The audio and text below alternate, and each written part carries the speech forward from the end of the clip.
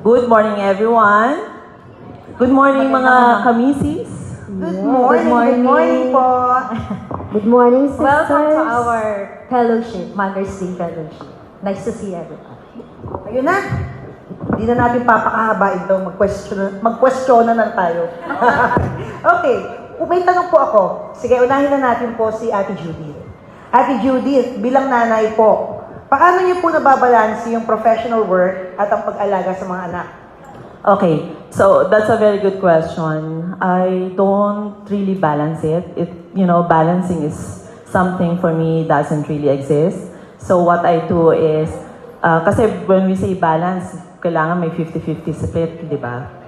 So what I do is, I am really very intentional. So I approach that through what I call ACT, ACT, Align, Communicate, and Trust. So, sabi nga ni Ate Cherry, di ba, career woman. So, I do, just for your information, I do several tasks. So, as a mom, as a career woman, so I'm one of the executive directors of Henkel Philippines, and I manage our business in Philippines and Thailand. So, I travel a lot. So, pagka nakikita niyo po siguro, nakikita niyo na may Monday to Saturday na nasa travel ako, but nandito ako pag Sunday. So, ganun ako for the past 25 years. So, ang dami kong ginagawa, ang daming travels. And yung Align, as I've mentioned, I'm very intentional. So, ang ginagawa ko, tinitingnan ko kung saan ako dapat nandun. Kung if my kids or my children really needs me in school or in whatever activities they have, so nandun ako. Pagka I need to be doing or to be in other country to travel, nandun din ako. So yun yung Align. And then yung Communicate, ang haba ng kwento no? So yung Communicate, ang ginagawa ko is, and with our technology now, lagi kami nagko-call, video call in the morning, in the afternoon, in the evening. And ang maganda doon is, ang children ko, and I'm very happy, I'm very proud of that, they are both school achievers. So, nakikita ko sa kanila is, they don't see me as, ay, si mommy absent, or si mommy wala dito. Nakikita nila is, mom has a purpose. So, nakikita nila na yung traveling ko is also for them, for our family. So, yun yung maganda. And also trust, yung, sa atin yung foundation is yung trust talaga eh. So, I have that support system, strong support system, both sa bahay at sa trabaho. So, yung trust ko is, alam ko na mga anak ko, they are self-driven, they are very independent, resilient, kaya nga kahit wala silang tutor, nag-excel sila sa school. And ganoon din sa work ko, ganoon din ang mga tao na nagre-report sa akin. I've skilled them, so kahit wala ako, kunyari, kailangan ko mag-attend sa family time, alam ko na they can move forward, they can do the task on my behalf. So, yun yung very important, ACT, Align, Communicate, and Trust. Okay. Ano ba yun? Paano ba to? Pwede bang kayo din tanungin, pero quick lang ang sagot? Mga 30 seconds? Okay. Mahaba ako sumagot. Mamaya ako sasagot. Mamaya na. Mahaba yung Baka humaba. Actually, nakakatuwa rin yung totoo naman yun. Si Ate Judith is very busy woman. Palagi yan nasa abroad because pinapadala siya ng Henkel na company. Tatanungin naman kita, si Mel. So, bilang nanay, paano mo naman nababalanse yung ministry at family life? Kasi, lalo na ikaw, di ba, sabi nga, asawa ng isang machong pastor. Talagang So, siya yung oo, di ba? So, ano yung mga real life challenges at paano mo ito nalalagpasan? Okay. I will answer this question. Thank you for that question. No? I will answer this question Parang Miss Universe. in line with the survey that I conducted last time. Kasi nag-conduct po ako ng survey sa mga pastors and pastors' wives. And the real challenges that we have as pastors and pastors' wives are this. Number one, so I'm talking in general, I'm talking in general. The number one challenge is provision gap. That is the number one result that I gathered. Bakit provision gap? Because the pastors and pastors' wives are trying to provide for the family. That's the reality. And ang problema sa karamihan sa atin dito sa Pilipinas, ang mga pastor at pastora o asawa ng pastor, full-time. So, ang nagiging challenge, how are we going to provide for the family?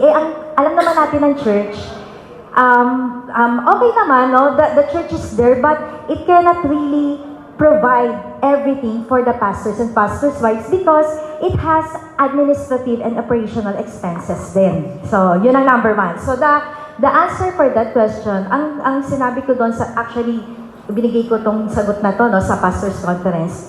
Talagang ang sagot is doubly productivity. Ibig sabihin, palagi sinasabi ni pastor yan, kailangan may trabaho o may business ang isang pastor o yung asawa ng pastor. Kasi syempre, meron tayong pinapakain ng mga anak. The second challenge that we are facing is, ito na, kasi it leads to another challenge which is the performance trap. Pag sinabi mong performance trap, there is a high demand from the congregation for the pastor to perform in the ministry.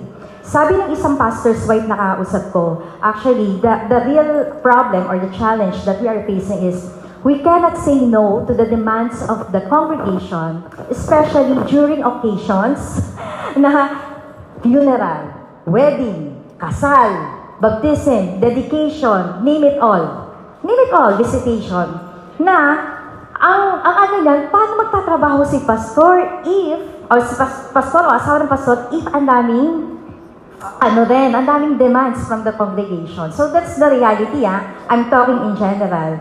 Now, ang pinaka-solution dito that I gave is we need to delegate or to empower the community, the church community, for volunteerism. Hindi naman pwedeng si pastor na ang dumalaw sa sakit. Speaker, maya-maya siya na rin naglilibing. Hindi po kaya talaga ng pastor. Now, mapalad ang community natin sa day by day 1 Ayala, sa day by day, no, in general. Kasi tayo, pagka nag-invite tayo ng mga pastors or yung mga pastors' wives, automatic, talagang we give love, give. Kasi kami ganon din kami. Yun din ang pinalaki kami sa Unida, ganon na. Pag nag-invite tayo, we give love, give to those, workers. Why? Naiintindihan natin na meron niyang pamilya, naggasolina, nag-prepare. Pag pumunta yan sa isang occasion, meron niyang pinahindian na trabaho. So that's the reality of it. Kaya dapat tayo as community, we volunteer, we do our part to help the pastors and pastors' wives. Kasi ganito po yan. Alam ko hindi ako pastor, but the pressure always extends to the pastors' wives and family. That's the reality of it. And the third one is the strength facade. Pag sinabi natin ng strength facade, ibig sabihin, there is a projection or expectation to the pastors and pastors' wives to be invulnerable. Meaning, kailangan palagi siyang malakas. Si pastor yan hindi yan magkakamali. Banal! Oh no! Pero ayan, but this vulnerable, this is the intersectionality that I presented during the pastors' conference. But actually, the invulnerability of pastors and pastors' wives and their family is really not a problem. Actually, meron siyang dahilan. Bakit? Ang kalakasan ng pastor ay, number one, meron kasing the congregation is drawing strength from the pastor and the pastor's family. Siyempre, pagka mahina tayo, sa kanya tayo humihingi ng lakas Kaya kailangan malakas si pastor. Di ba? Yun ang number one. Pangalawa, alam niyo, pagka may problema ang pastor at pastora at asawa ng pastor, hindi niya nagsasalita sa community or sa church. Why? Ito po ang totoo. Because we are hindi dahil sa pero pinipili na kung sino ang sasabihan ng problema. Bakit? Because, anong nangyayari? Yung totoo. Chismis. The judge. Kasi, pastor ba yan? Ang likot-likot ng mga pastor's kids, ganyan ba ang pastor's kids? Kinurot ni Mrs. Ganyan ba ang pastor's wives? Palaging ganun eh. So, the solution for that problem, particular problem is, alam niyo po, we are all under grace of God. Kaya nga tayo, ang natin, sinasabi natin, Jesusness. Di ba? Ang Jesusness meaning we are all under grace of God, and if we have that in mind, that we are only used by God and we are only under by the grace of God, magiging mas maluwag ang pagtanggap natin sa kahinaan ng bawat isa. Kasi doon natin nare-realize na, ay Lord, ginamit niyo lang kami. We are nothing without you. Yung humility natin, Lord, talagang hindi dahil sa pastor siya, asawa siyang pastor, but because we are all under grace at napili niyo lang kami gamitin for that particular ministry. So, yun po yung gusto ko. Yan na po yung sinasabi ko, mahaba talaga ako magsalita. But all those challenges, lecture na to, pero all those challenges, yan po yung kinakaharap. And I know that matalino ang community natin, I know naiintindihan niyo po yung result ng aking survey, and we help each other. Sa pamayan ng Maka-Jesus, we accept and we love each other. Idadagdag ko lang doon. Maganda yung sinabi ni Sis Mel kasi, di ba? Ay, gusto ko lang idagdag doon. Kasi before, yung pagka-pastor at yung family ng pastor, parang may barrier sa mga congregation eh. Maganda sa congregation natin, accessible lahat, approachable. So pag kami pwede mo agad sabihan yung isang member na, ganito ang ang concern ko. Ganun din naman, pastor, pag-pray mo naman ako. So ang maganda doon, accessibility ng bawat isa is... Tama yung attitude. Alam niyo po, mapalad, ang Day by Ayala, of course, kasama ang Nanay Lucy at sa Valenzuela. So, mapalad tayo dito dahil tayo ay, we practice that day by day, binabago tayo ng Panginoon at nagmamahalan tayo. So, maganda rin ito yung share natin sa iba. Mukhang mabigat lang pero masaya. Tingnan niyo mga gano'ng kaganda pa rin. Ay, salamat. Same to you. Ayun. So, ako naman magtatanong. Dahil pinagsalita niyo na ako, tuloy-tuloy ako nagsasalita. 30 minutes yata ako nagsasalita. Ate Christy. Yun naman. Kay Ate Christy, kasi si Ate Christy po ay, meron silang business, no? May business aside from the active din yan sa pag-presiding, sa prayer. So, Ate Christy, ang tanong ko po sa inyo ngayon, paano nyo naman nababalance yung business and ministry, lalo na ngayon at may mga asawa na rin ang mga anak mo? Well, kami kasi, noong bata pa sila, in-encourage ko na silang sumama sa ministry. Kasi sabi ko nga sa kanila, ito talaga dapat yung focus ng buhay natin. And me being a mom of 2, simula ng mga bata pa yan, sa kaalaman po ng lahat, nung una hindi po talaga ako negosyante. I'm a dentist by profession. At something came into my mind na mag-shift. Kasi nung nakita ko yung panganay ko, sabi ko parang mas gusto kong maging mother kaysa maging doktor, kaysa maging dentist. Hindi ko lang alam kung ano yung nagbigay ng lakas ng loob sa akin para gawin yon. Biruin nyo, nag-twist yung buhay ko from being a professional to a businesswoman na hindi ko naman talaga akalain. But then, ngayon ko na-discover sa sarili ko kung ano yung nagbigay ng sobrang drive sa akin na gawin yan. Kasi nung una, naiiyak po talaga ako kasi imagine ilang years ako nag-aral, ilang years ko pinractice yung profession ko, only to end up na mag-aalaga pala ako ng 2 bata. Nung una, nahirapan po talaga ako. Yan si Kuya Bio. Pag kinukwento ko... Ganyan-ganyan po ako nun. Dapil ko rin yan. Yeah. Umiiyak po talaga ako. Imagine my life na nung una ang tawag sa akin, Doc. Tapos nung nag-shift ako into business, nagsiserve ako, sasabihin sa akin, Doc, pa-order nga nito, Doc, pa-order. Mahirap, pero kinaya ko because of my children. Alam niyo, nung na-realize ko, sabi ko, eto pala yung mother's heart. You'll try to do everything para sa mga anak mo. Mabigat, mahirap, pero ngayon na-enjoy ko. Why?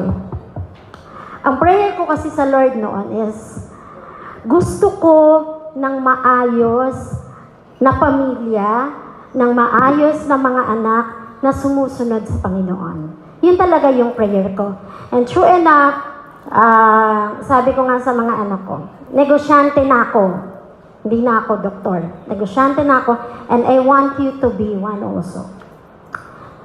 Tinanim ko sa mga isip ng mga anak ko, sige, magnegosyo kayo, mag-aral kayo, gumraduate kayo, pero magnegosyo kayo. Oo. Not to brag, nasabihin sila, oy, businessman. Hindi naman kasi lahat po ng negosyante, boom, malaki agad. 'Di ba? And sometimes they were called rich kids. Akala nila pag anak ng negosyante, sobrang yaman ng mga bata. No. Lagi ko pong sinasabi sa kanila, make your own money. Gumawa kayo ng sarili nyong pera, pero hindi ko pinangarap na maging multimillionaire lang kayo. Magpakayaman kayo, pero stay as good people. Hindi natin inaalis yung gumawa kayo ng maraming pera. I'm talking as a business person. Oo. Gusto ko yumaman kayo, pero mas gusto ko maging mabuti kayong mga tao. Kesa mas yumaman kayo. Gusto ko dumami yung resources nyo kasi para marami kayong ipamigay na extra. Kasi yun yung pinamuhay namin sa kanila eh. Minsan, dumadating noon mga sa buhay namin. Pag Christmas, no new clothes, no new things. Pasko. Ano ngayon kung walang bago? Ganon yung tinuturo namin sa kanila. Ako binabalanse ko yung buhay ko as a mother and a business person na naaalagaan ko sila, nagtatrabaho ako, naaalagaan ko sila, nagtatrabaho ako. Para ipakita sa kanila na ganito magtrabaho. You have to use your time, you have to use yung katawan mo talaga. Hindi yung utos ka ng utos. Nahirapan ako noon kasi I have 2 children, pero mas marami yung tauhan namin. So, yung time mo sa mga anak at time mo sa mas maraming tao, minsan nasa-sacrifice yung time sa mga bata. Kasi we have several branches outside Manila. Kailangan puntahan namin. Dumating yung time na para mapuntahan namin lahat ng branches, bibit-bitin ko sila sa kotse. Tapos, nandun na lahat ng gamit namin, kung ilan yung days kami away from home, may baon, na damit, toiletries and everything. Kung saan branch kami abutin, doon kami matutulog. Nahirapan yung mga anak namin. Pero I'm sure, nakita nila kung paano kami nagtrabaho. Kung paano kami nagsikap. Yung modeling kasi. Yes. Yun yung pinamumulat namin sa kanila.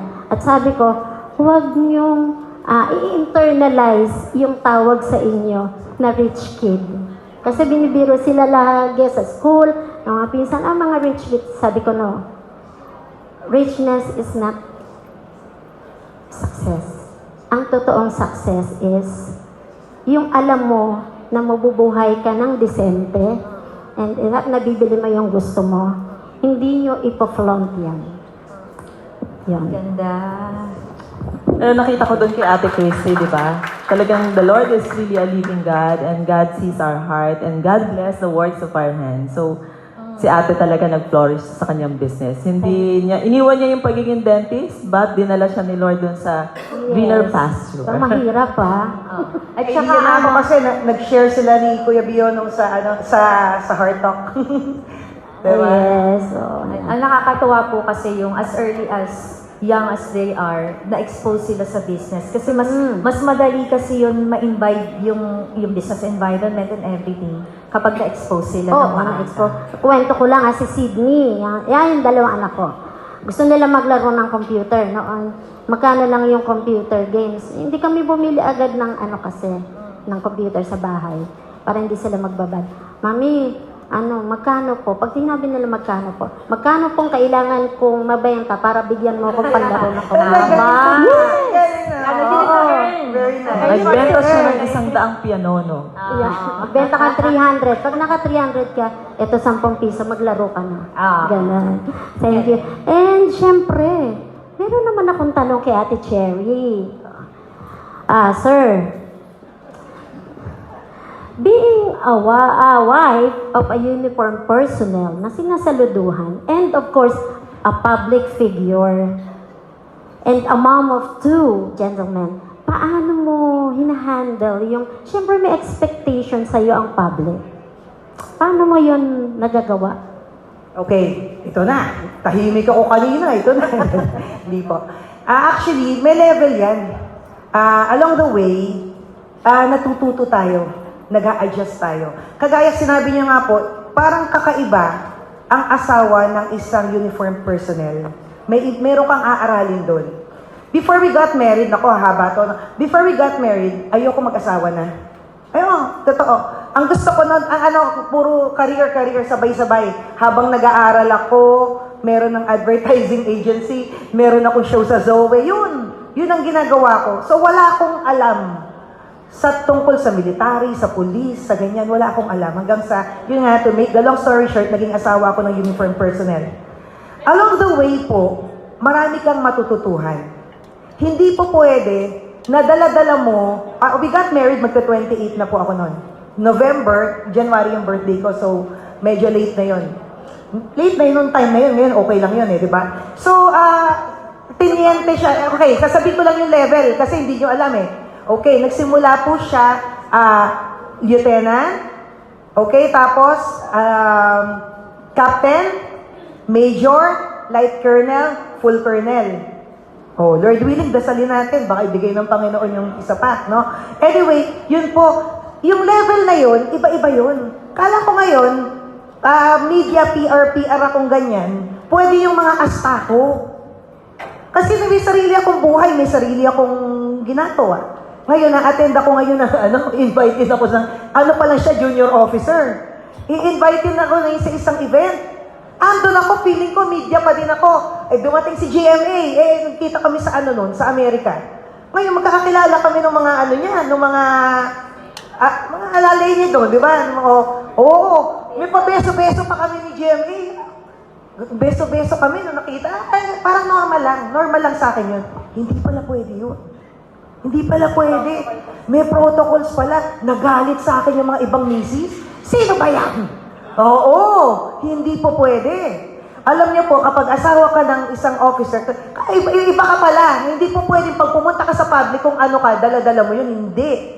Kasi, kapag tinitignan ka nila, asawa ka nung pulis. Junior pa lang siya. Hindi ka pwedeng aasta-asta ng ganyan. So, hindi po pwede. So, marami ka natutuhan na bawal. Sino ba yung kulay-pulay ang buhok na yan? At naka-lipstick na red? Bawal yan.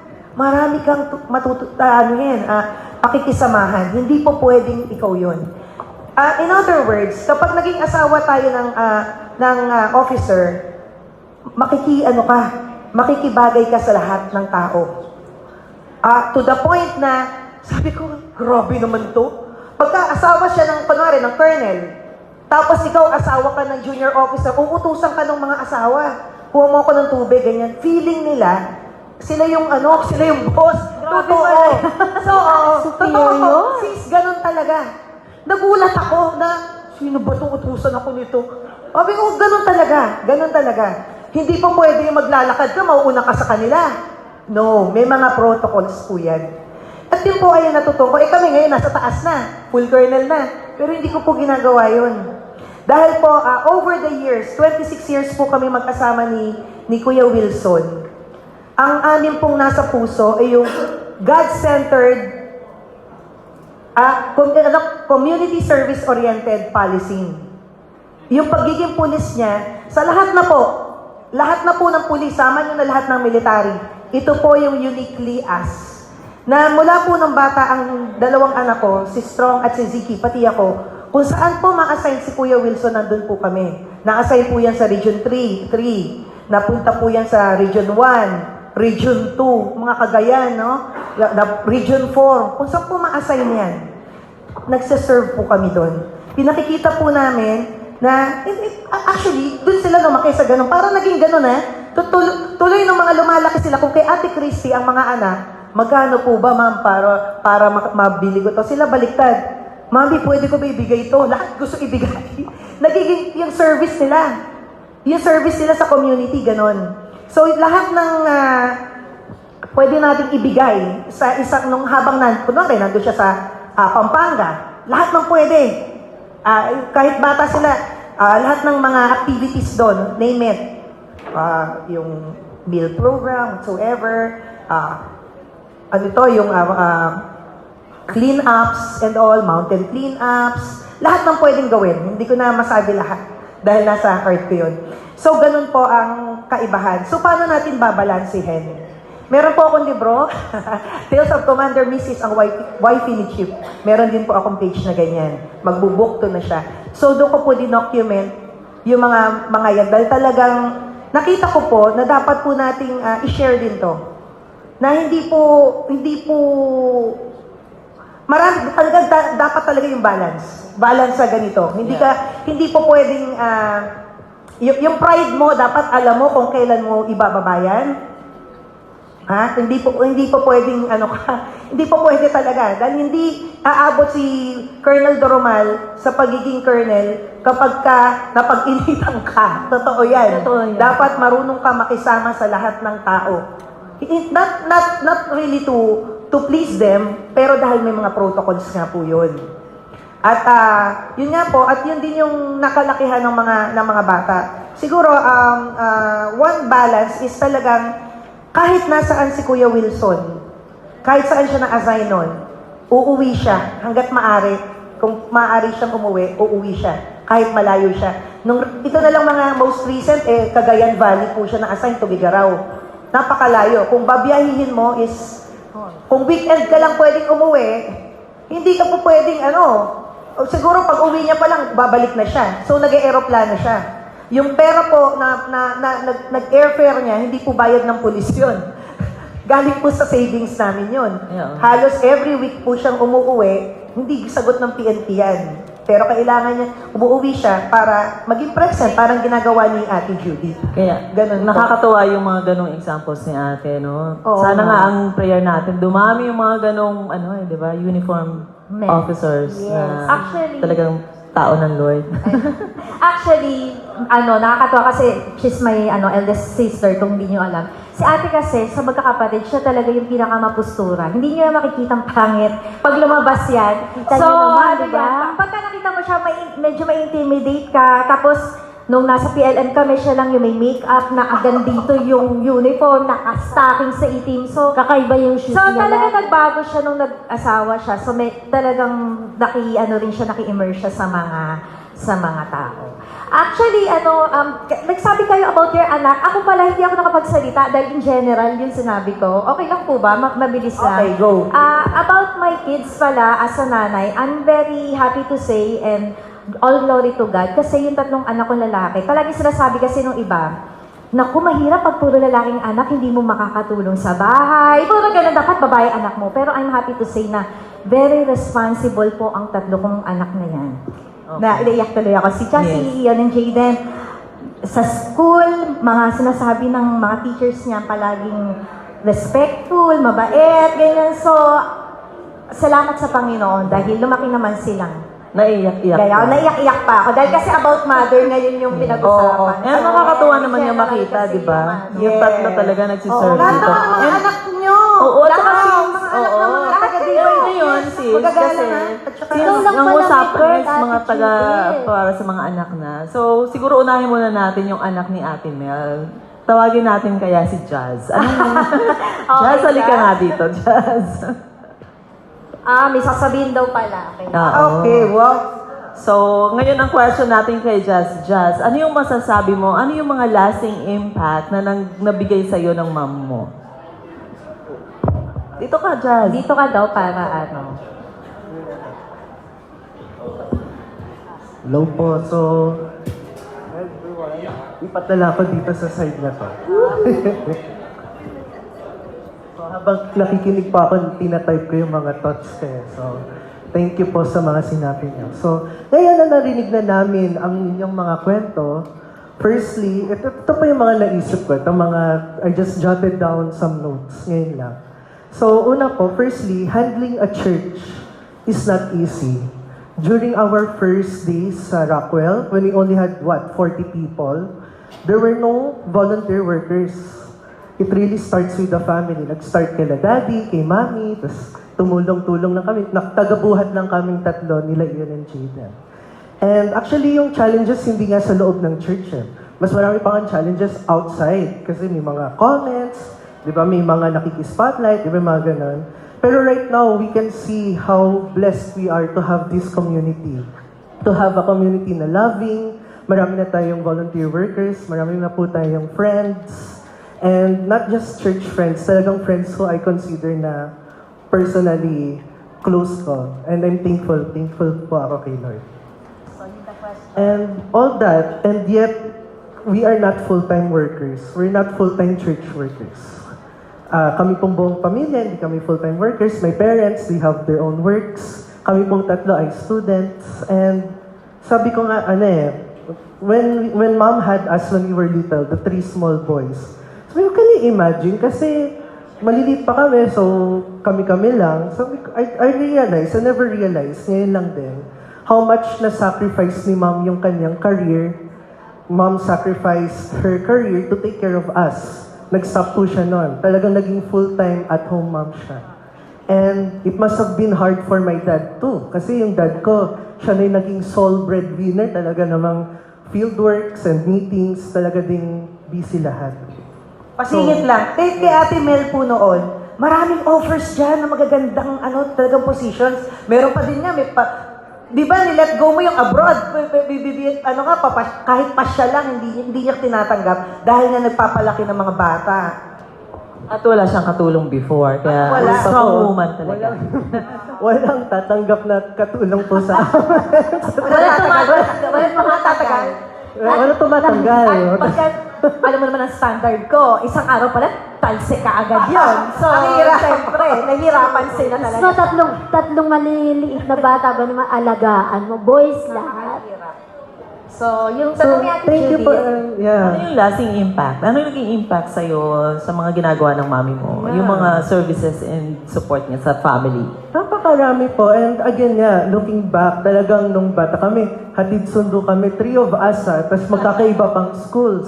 Eventually, we were homeschooled, and at the time, honestly, I don't like being homeschooled. Sa totoo lang, hindi ko gusto. Pero eventually, nagka-pandemic. So, lahat po nag-homeschool. And talaga namang tutok na tutok sa amin si mom. She never, wala po siyang pinapabayaan na anak. Lahat kami talagang iniisa, one-on-one niya pong hinahawakan. So, Napaka-resilient ang mami mo. and I think all I want to say is, Mom, thank you kasi you've been a safe space for me. Thank you kasi you teach us to be tough, to be strong, but at the same time, yung honesty, yung open communication. When we are tired, kasi 4 years na po tayo, thank you Lord, magpo 4 years na tayo dito sa Day by Day. And it hasn't been easy marami kaming ginagawa din po dito, yung mga behind the scenes, lalo na po sa behind the scenes. And thank you kasi hindi kami nahihiya magsabi na pagod na kami, di po kami nahihiya. We're not ashamed kahit even when my best isn't enough, even if I've done so many mistakes, Mom will always hold me together. Kaya, thank you Lord for her life. Thank you Lord sa mga nanay dito. And thank you po. Okay, ang susunod naman pong magbibigay ng message sa ating mga mami ay ang anak ni Ate Judy. Ate Si Judy. Brian. Brian. My firstborn. Si Doktor. Hello. So, ang masasabi ko kay mama talaga, she was right on the money when she said a while ago na intention talaga. Intention. Kasi napaka-busy talaga ni ma'am. Minsan, hindi mo talaga makakausap yan kahit na work from home siya. Nandun lang siya sa office niya. Minsan nga, natotoxic pa nga siya, tapos napapagod din. Minsan, sumasakit pa ang katawan niya, kakaupo ng matagal doon sa desk niya. But whenever she steps away from her desk, whenever she steps away, kahit isang saglit lang from her laptop or sa call niya, biglang nagtatransform niya siya ulit into a very loving mother, a very caring mother. Kahit narinig mo din sa boses niya yung katoksikan minsan, pero yung laman ng words niya, nandun yung love, nandun yung care, nandun yung concern. Ako, hindi, I would say na napakahirap ng ginagawa niya kasi ako, kahit na you would say na schooling pa lang, tapos hindi siya kasing dami na responsibility as a manager. Pero pag natotoxic ako, minsan ano na rin, I can't help but be a snob na rin. Pero si ma'am, hindi niya nagagawa yun. Laging yung una niyang naisip about sa amin ni Jana, yung kailangan namin, yung needs namin, kahit yung mga wants namin, na gagampanan niya po yung role niya as a mother all the time kapag nasa bahay siya. And so, I'm forever thankful for that. Kaya, yung intention talaga, yun yung keyword talaga sa mom ko. And even sa paglaki sa amin, intention talaga yung nag-drive kay mom. Sabi niya lagi sa amin, kinukwento niya, when newlyweds pa lang sila ni dad, ang dream talaga ni mom daw talaga was to raise a family. So, going into motherhood, when she had me, ang unang key thought talaga niya, yung key na, what do you call this? Yung key na driving idea niya is, be a good mother, anong kailangan kong ma-provide, anong kailangan kong ma-instill sa mga anak ko. So, yung mga needs namin, syempre, nandun na yan. Kaya nga, pinapasok po kami sa isang Christian school para kahit na wala kami sa bahay, meron din kami matutunan na values. And then, lalo na yon, even as a grown-up, parang nag-evolve din yung mga naisip niyang pwedeng ma-provide sa akin. So, syempre, hindi na yan hindi na yun yung lagi siyang nag-nitpick or parang nagma-micromanage ng time ko. Syempre, kaya ko na yung gawin sa sarili ko. Pero yung mga other support, like yung mga sometimes pagkain sa dorm na lagi niya naisip pa rin yun for me. And so, in every stage of my life thus far, parang she's always been there. I always felt her presence. Kasi nga, very intentional si ma'am. So, thank you so much, mama, for all that you do. Oo. Love you. Love you. Thank you, Ana. Kaya natutuwa ako kasi nagre-reflect. Yung sabi ko nga kanina, very intentional. And yung trust talaga, very important. Kasi I trust them and naging self-driven and they really do their, independently, they really do their studies. Kaya I am very proud sa mga children ko na both school achievers talaga. O, di ba naiyak pa ako? Congrats! Ang next pong Thank makatanggap you. ng message ay si Lola Christy from her daughter-in-law, Wow, daughter-in-law. Cuevas. Sabi daw po kasing apat, si Ate Christy pala nga may daughter-in-law. So, siya ang naging Thank you po. Asawa Good siya ni afternoon, Kuya everyone. Ay, good morning, everyone. So, ako po si Janine, daughter-in-law po ni Mommy Christy Cuevas. Asawa po ni Sydney. So, ayun po. For Mommy, medyo cliche lang po to. And then, ayun nga po. Ang ganda po ng sinabi niyo lahat habang nakikinig po ako doon. And parang na-excite po ako maging mommy na parang, na maging Excited ako.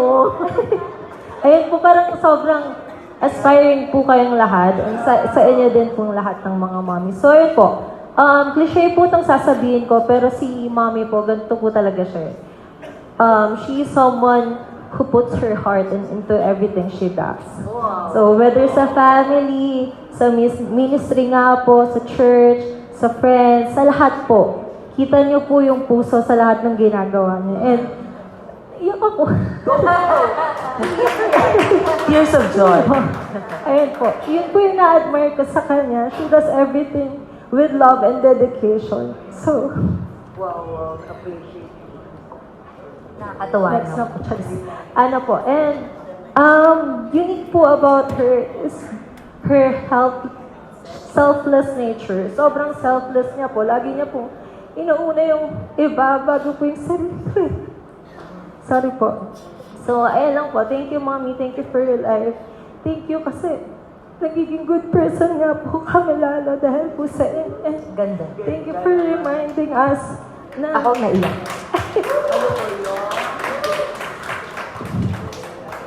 sobrang buti ni Lord kasi pinigay ka po nun. Yun lang po. Thank you po. Wow! Naman, no? Talaga naman. And, Ang ganda tingnan niya, no? Yung Oo. biyanan manugang, ganyan na oo, relationship. sana yung mga magmanugang in the future, ganyan din, ano? Appreciative. Promise ko yan sa sarili ko. Kasi syempre, being a daughter-in-law din noon, may mga nararanasan tayo.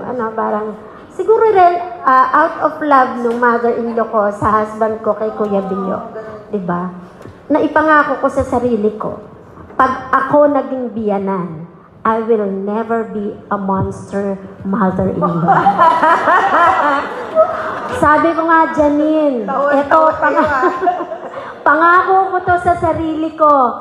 Pag ako naging mother-in-law, at yung mga manugang ko, mamahalin yung anak ko, yung daughter-in-law ko, mamahalin ko ng bonggang-bongga. Yeah! And speaking of mother-in-law, nandito pala ang mother-in-law ko. Si Mama na napaka-supportive and loving. Diba? Paborito ako niyan. At ang mga apo niya. Sorry Mama for saying that. So happy Mother's Day. Yes. Okay, last but Nakatuwa. not the least, magmakatanggap ng message is si Ate Cherry from her son, Strong Dorman. Yay! Talaga yan. Okay, so hello everybody. My name is Tron, and that is my wonderful mom, Cherry. And over my 20 years of life, I would really want to say that my mom has been, she raised me to be strong, living up to my name. She raised us to be really independent, Like, when we were growing up, she teaches through experiential learning, as she calls it, right? She brings us everywhere with her, so we can learn how to do things that we will eventually have to do as adults, right? Like how to pay our real taxes, how to invest, and how to buy houses. Like everywhere she goes, we're also going. And obviously, when I was younger, I didn't understand, and obviously, when I was younger, I would find that boring. But eventually, I thought, hey, what am I going to do after I graduate? Like, what's life when I'm an adult? And that's when I thought about my mom being very thoughtful, and wow, now I'm gonna cry. Wow. But she's very thoughtful about our futures, and she taught us so much about being independent. And obviously, it's not just about all these big adult things like buying houses and investing, but she gives us responsibilities at home. She makes sure that we know how to cook. Like every time she cooks, actually, she makes sure hey, Strong, Ziki, go on, good. Look, this is how, okay, do you see this? Yeah, this is how we cook. This is the recipe. Keep this in mind, write it down. And actually, she teaches us how to write things down and make sure that it's in our heart. And I think it's part of the tradition and the culture. And she, I would just like to say thank you very much, Mom, for. Oh yeah, right. Sorry, that slipped my mind. Aside from all of that, she also is very supportive with our business endeavors. So while I was doing my business paper, and we had the idea for a Stylet, which is a business idea, and she's very supportive. That she's okay, go. I want you to go to DTI and already patent the name, copyright the name, and already have that. And actually, I do have the copyright here. It's gonna take a while for me to get, but I have the copyright for the name, and not just that, but she also teaches us how to multitask and to be an author. She actually helped me. Well, I mostly made the book, but she really motivated me to make a book on how to draw, and she really gave me a deadline too. Okay, complete it now. 7 days. I was 7 days? I have a quiz next week. But I think it's important because while I'm doing something, because she always makes sure that we always have something to do, right? And I think that's also being prepared in life, because a lot of times we have to do so many things, and she's giving us so many opportunities while we can. And it's very important to have that ability to multitask, to do something important while doing something else important. You know, that's basically what parenting is. You're juggling so many important things at once, and I think that's also what she's telling me. So, being an author, yeah, she's like giving me so much experience before I even graduate. She's teaching me how to fly before I leave the nest, that sort of thing. So, thank you very much, Mom. You've really made me live up to my name, and I appreciate you every day for that. Even if I don't show it. Itong dalawang to, Kuya Siki and Kuya Strong, sobrang bait na mga pamangkin. So, meron silang bahay sa Parañaque, sobrang laki. Hindi nyo makikitang marumi. Palagi nilang nililinis talaga. Yan. Masyadong responsible yung dalawang bata. Okay, kulang talaga yung oras natin, no? 1 hour lang, pero grabe, ang dami natin kailangan pag-usapan. Kulang ang oras para pag-usapan ng Hindi mga pa kami super masyado moms nagkwentuhan na ito. nun. Pero makikita nga siya, sila, every 9 o'clock, doon sa dulo, merong kwentuhan din yung mga women. So, pwede kayong matin, makilala nyo pa sila ng lubusan. So, kahit kulang ang oras, kailangan kong tawagin ang mga ito dahil ito naman ang mga kumumpleto sa buhay ng ating mga super mom. Nandito po si Kuya Bio Cuevas para kay Ate Christy, si Colonel Wilson Doromal para kay Ate Cherry, si Pastor John Arieta, siyempre kilala niya yan, para kay Ate Melody, at on behalf of Kuya Bonnie na nasa mission, nandito si Janaya Leo. Si Bonnie po nasa medical mission. Sabi ko, mas importante yon. Thank you. Praise the Lord. Sana marami kayong natutunan. Alam naman namin yung mga na-share namin ngayon ay mga na-experience din naman ng mga nanay. So, praise the Lord for this meeting. Yes, and alam po namin na bawat isa sa ating mga nanay may uniquely us, no? Meron tayong kanya-kanyang pagpapalaki, style, at walang mas magaling na nanay. Bawat isa sa atin po, may kanya-kanya po tayong style sa ating bahay. Kaya congratulations po sa ating mga nanay. Praise the Lord. Yes, salamat din sa aming mga anak. Yes, and lahat po tayo, blessings, mama, mommy, daddy, lahat, even yung mga anak. So, thank you God for all of us. Okay? Marami po salamat. Palakpakan po natin ang ating Panginoon. Ayan. Bago po ako mag-closing prayer, may bibigay po kami para po sa mga ina ng tahanan. Wow, may pakimkim. Para po sa inyo. Wow! Wait pa. Ano ba to? May pag-ibig. Talas ba to? At syempre, hindi mawawala yung mga anak eh. Thank you po. Thank you. Mga anak. Thank you, God. And syempre, salamat sa ating mga asawa na ginawa tayong nanay. So, salamat sa mga responsible husband na. Yan. Praise the Lord. Okay. Bago ba mag-pray si Kuya John, may sasabihin ka ba? Wala. Okay. Tayo po yung manalangin. Panginoon naming Diyos, maraming salamat po na kung saan ay narinig po namin ang mga ina ng tahanan na tunay nga po na lagi niyo silang pinalalakas. Pinatitibay ang kanilang loob dahil sa mga daladalahan nila sa family na bagamat sila ay maraming ginagawa sa araw-araw ng kanilang buhay, pero Panginoon, hindi pa rin po sila nagsasawa sa pagsubaybay sa amin, lalo na sa aming mga anak. At sa mga naririto ng mga pamayanan na tunay nga po na nadinig ng bawat isa kung paano i-handle ng ina ng tahanan ang family. Na Lord, kung hindi dahil sa inyo, ay wala po kaming magagawa, lalo-lalo na po ang aming mga asawa na ito. Maraming salamat po sa buhay nila at maging mga lahat ng naririto sa bulwagan na ito.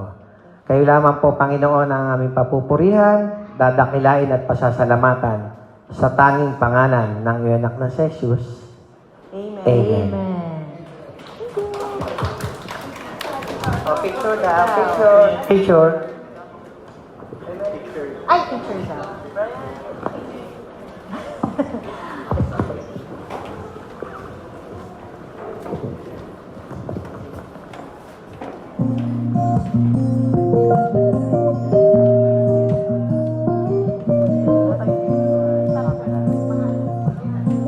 Tama na. Where's Iyon? Iyon.